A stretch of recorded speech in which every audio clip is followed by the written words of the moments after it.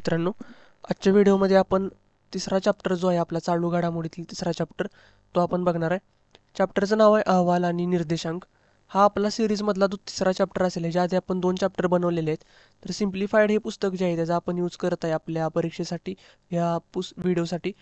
तर ह्या पुस्तकातील सर्व चॅप्टर एक एक करून आपण शिकवणार आहे आणि त्यामधील महत्त्वाचे पॉईंट आपल्या परीक्षेसाठी कोणते आहेत ते बघूया. आणि त्याचबरोबर मागील व्हिडिओ तुम्हाला बघायचे असेल तर तुम्ही त्याची लिंक कमेंट आणि डिस्क्रिप्शनमध्ये देतोय. तिथून तुम्ही ते व्हिडिओ पाहू शकता. आजच्या व्हिडिओला सुरुवात करू अहवाल व निर्देशांक. तर आपल्यासाठी महत्त्वाचे कोणते अहवाल आहेत आपल्या परीक्षेसाठी प्रिव्हियस इयर ॲनालिसिस केल्यानंतर कोणते अहवाल जे आहेत ते समोर आले आहेत त्यानुसार आपण प्रश्न बघूया आणि टॉपिकनुसार जाणार आहे. पहिला अहवाल या ठिकाणी आहे जागतिक भूक निर्देशांक अहवाल. तर जागतिक भूक निर्देशांक अहवाल ग्लोबल हंगर इंडेक्स म्हणतात. भारत 125व्या देशामध्ये 125 देशामध्ये जवळपास त्याचा 111वा क्रमांक लागला आहे. तर 2022मध्ये त्याचा नंबर 107 होता, पण तो आता वाढून 111वा आलेला आहे. त्यामध्ये भारतातील चाइल्ड वेस्टिंग रेट म्हणजे शरीराच्या वरील भागाचे वजन पेलण्यास खालील भाग असमर्थ होण्यापर्यंत अशक्त असणे ह्याला असं म्हटलं जातं. तर हे प्रमाण 18.7% इतके आहे. या क्रमवारीमध्ये पाकिस्तानचा नंबर 102वा लागतो, तसेच बांगलादेश श्रीलंकेचा या ठिकाणी दिलाय. तर भारतातील भुकेची जी तीव्रता आहे त्याला गंभीर स्वरूपाची वर्गीकृत करण्यात आलेलं आहे. गंभीर स्वरूपाचा हा एक या ठिकाणी पॉईंट दिलेला आहे. भारतातील कुपोषणाचं प्रमाण 16% इतके आहे. त्याचबरोबर 5 वर्षातील मृत्यू दर जवळपास 3.1% इतका. 15 ते 24 वर्षातील महिलांचे ॲनिमियाचे प्रमाण जवळपास 58% इतके आहे. तर सर्वाधिक उपासमार असलेल्या देशामध्ये मध्य आफ्रिकन प्रजासत्ताक तसेच मादागास्कर या देशांचा नंबर लागतो. तर पुढील जागतिक भूक निर्देशांकामध्ये कोणते निर्देशांक आहेत ते विचारात घेतले जातात. पहिला असेल याच्यामध्ये कुपोषण. कुपोषण म्हणजे काय? अपर्याप्त उष्मांक असलेल्या लोकसंख्येचा वाटा. त्यानंतर चाइल्ड वेस्टिंग म्हणजे उंचीच्या तुलनेत वजन कमी असलेल्या 5 वर्षाखालील मुलांचा यामध्ये वाटा असतो. त्यानंतर चाइल्ड स्टंटिंग म्हणजे वयानुसार कमी उंची असलेल्या 5 वर्षातील मुलांचा वाटा आणि बालमृत्यू हे जागतिक भूक निर्देशांक ह्याच्यामध्ये मोडतात. तर निर्देशांकांचा भारांश कसा असतो तर कुपोषण 1/3 1/6 हे सर्व ह्याच्यामध्ये धरून GH आहे ग्लोबल हंगर इंडेक्स काढला जातो. पुढचा अहवाल आहे द विद्यापीठ क्रमवारी अहवाल 2024. याच्यामध्ये जागतिक विद्यापीठाची क्रमवारी दिलेली असते. टाइम्स हायर एज्युकेशनने हा अहवाल प्रसिद्ध केला आहे. भारतातील विक्रमी 91 विद्यापीठांचा यावेळी यामध्ये स्थान भेटलेलं आहे. मागच्या वेळी ती संख्या 75 इतकी होती.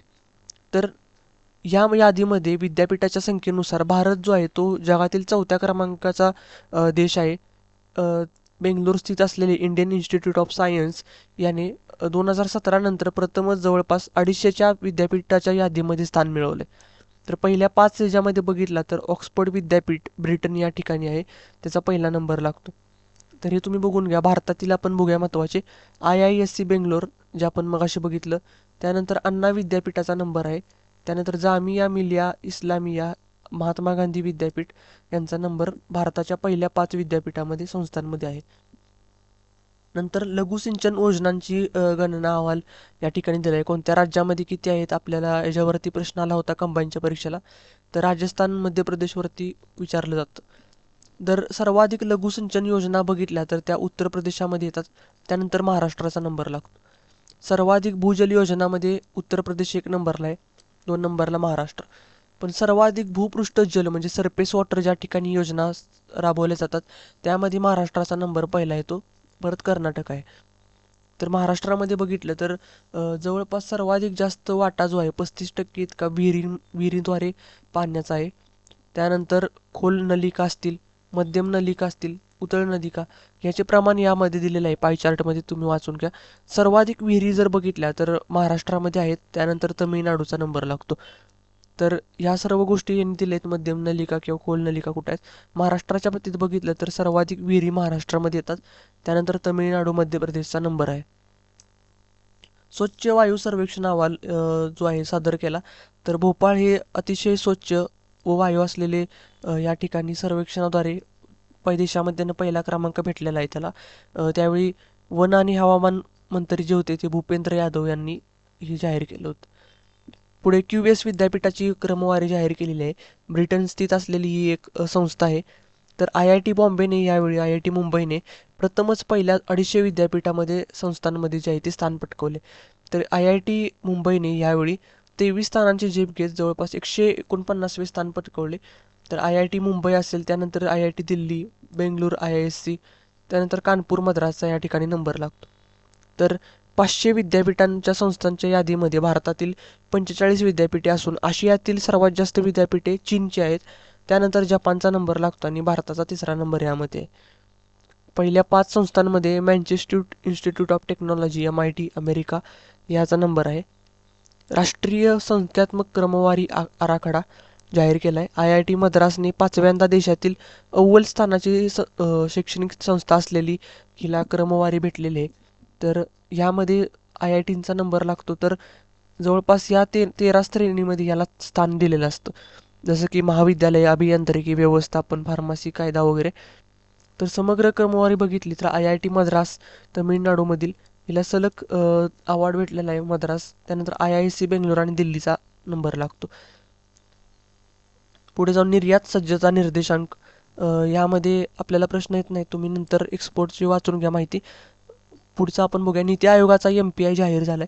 नीती आयोगाचे उपाध्यक्ष असलेले सुमन बेरी यांनी राष्ट्रीय बहुआयामी दारिद्र्य निर्देशांक व द प्रोग्रॅम ऑफ रिव्ह्यू हा अहवाल जाहीर केला. यामध्ये बहुआयामी दारिद्र्य निर्देशांकाची म्हणजे MPIची दुसरी आवृत्ती प्रसिद्ध केली. 2021 मध्ये पहिली आवृत्ती प्रसिद्ध झाली होती. तर यामध्ये काही गोष्टी सांगितलेल्या आहेत. ह्या अहवालामध्ये प्रमुख गोष्टी असतील. पहिली म्हणजे गेल्या 5 वर्षामध्ये देशातील 13.5 कोटी नागरिक दारिद्र्य रेषेच्या वर आलेले आहेत. तर हे प्रमाण किती, जवळपास 14.96% लक्षणीय घट झालेली आहे ह्याच्यामध्ये. तसेच उत्तर प्रदेश, बिहार, मध्य प्रदेश, ओडिसा, राजस्थान या राज्यामध्ये गरिबीमध्ये घट झालेली आहे. तर ही आकडेवारी दिली किती ग्रामीण भागात जर बघितलं तर दारिद्र्याचे प्रमाण 32.49%वरून जवळपास 19.27%पर्यंत आले. तर शहरी भागामध्ये तेच 5.27%वर आलेलं आहे.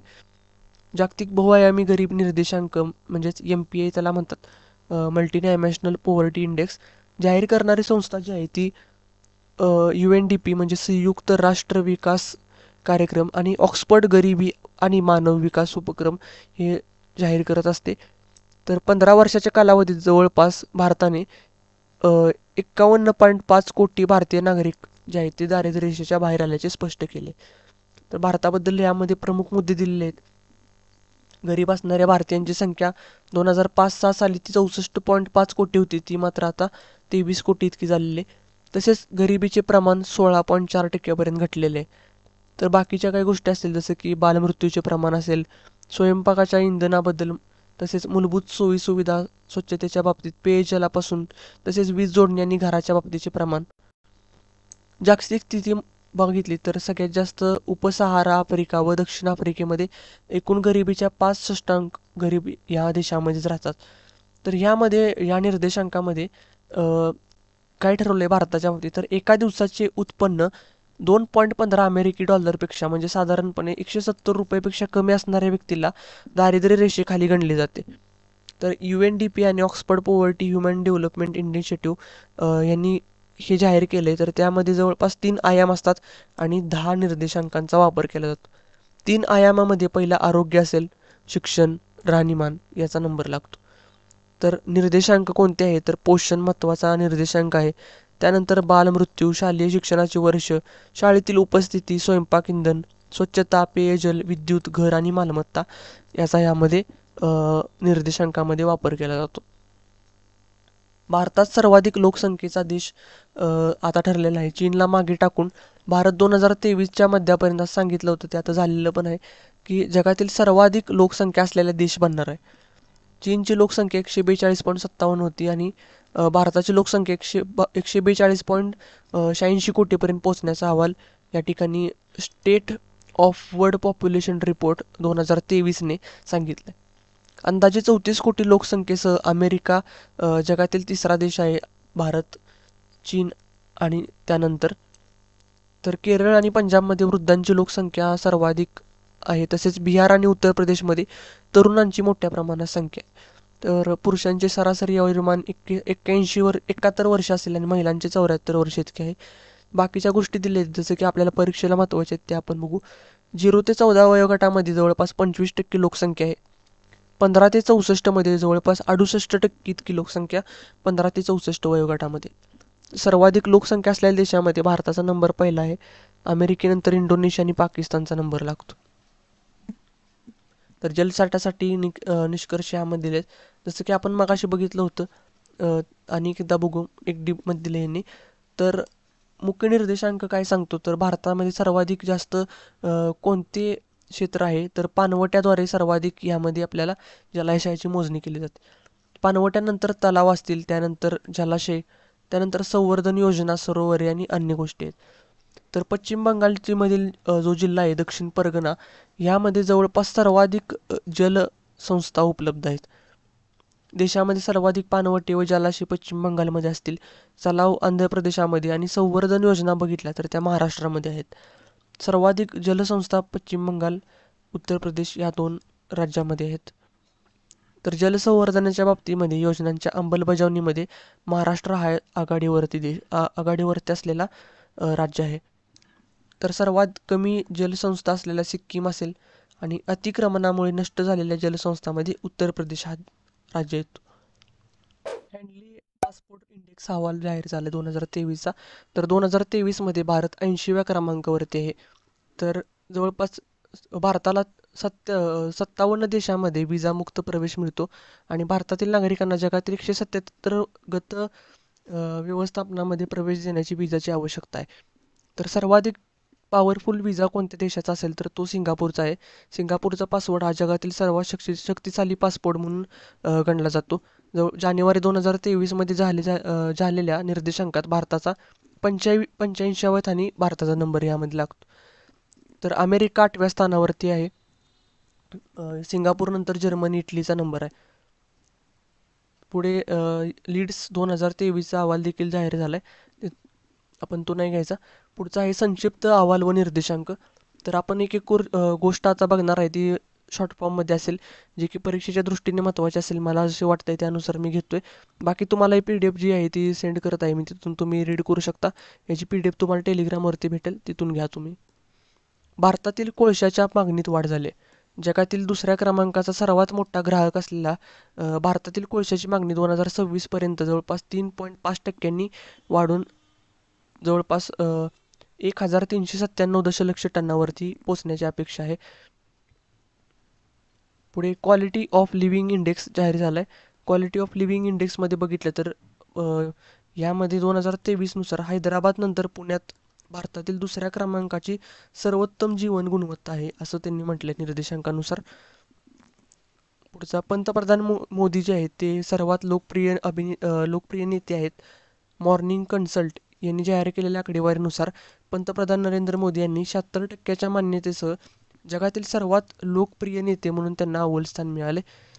तर 100 प्रभावी महिलांच्या यादीमध्ये अर्थमंत्री निर्मला सीतारामन या 32व्या नंबरला आहेत आणि HCL टेकच्या अध्यक्ष आहेत रोशनी नाडर मल्होत्रा या 60व्या नंबरला लागतात. भारतातील गुन्हेगारी अहवाल जाहीर झाला, NCRBने केला. राष्ट्रीय गुन्हा नोंद विभागाने जारी केलेल्या अहवालामध्ये गुन्ह्याची सर्वात कमी नोंद ही कोलकात्यामध्ये होते, जवळपास 86.7% इतकी झाले. गुन्ह्यामध्ये सर्वाधिक अव्वलीवरती असलेले बेंगलोर हे जे आहे ते सर्वात सर्व मेट्रो शहरामध्ये सर्वाधिक जास्त सायबर गुन्ह्यामध्ये आढळलेले बेंगलोर हे अव्वल स्थानी आहे.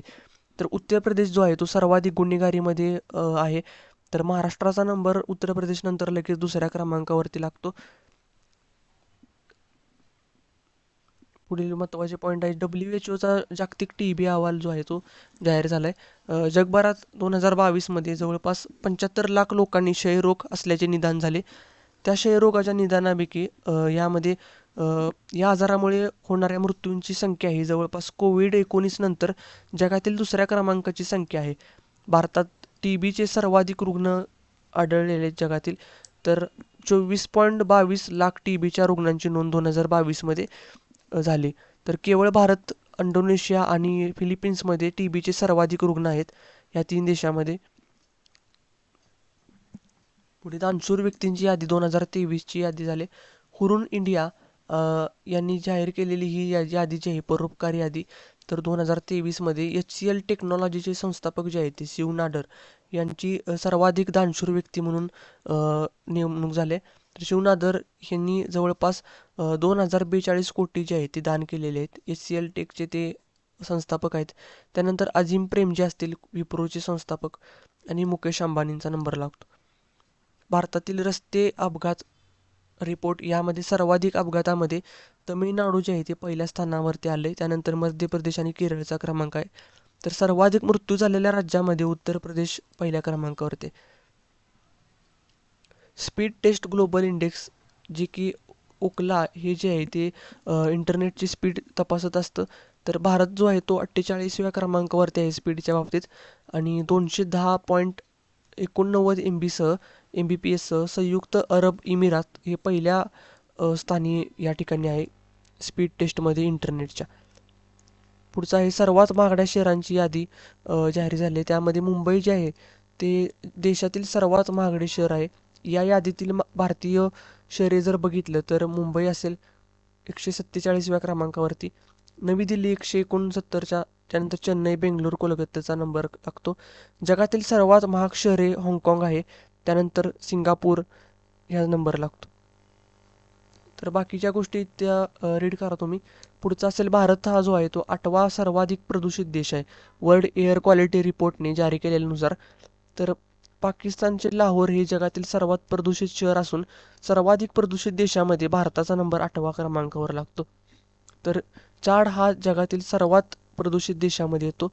इराक हा दुसऱ्या नंबरचा आहे तर पाकिस्तान हा तिसऱ्या नंबरचा. तर हे सर्व आपण आज निर्देशांक आणि अहवाल हे बघितले. तर पुढच्या चॅप्टरमध्ये आपण चौथा चॅप्टर बघणार आहे. तोपर्यंत तुम्ही चॅनलला सबस्क्राईब करा आणि टेलिग्राम चॅनल जॉईन करा, जेणेकरून तुम्हाला ह्याच्यावरती जी PDF असेल त्याचबरोबर ह्याच्यावरती जे क्वेश्चन असतील ते तुम्हाला पाहायला भेटतील.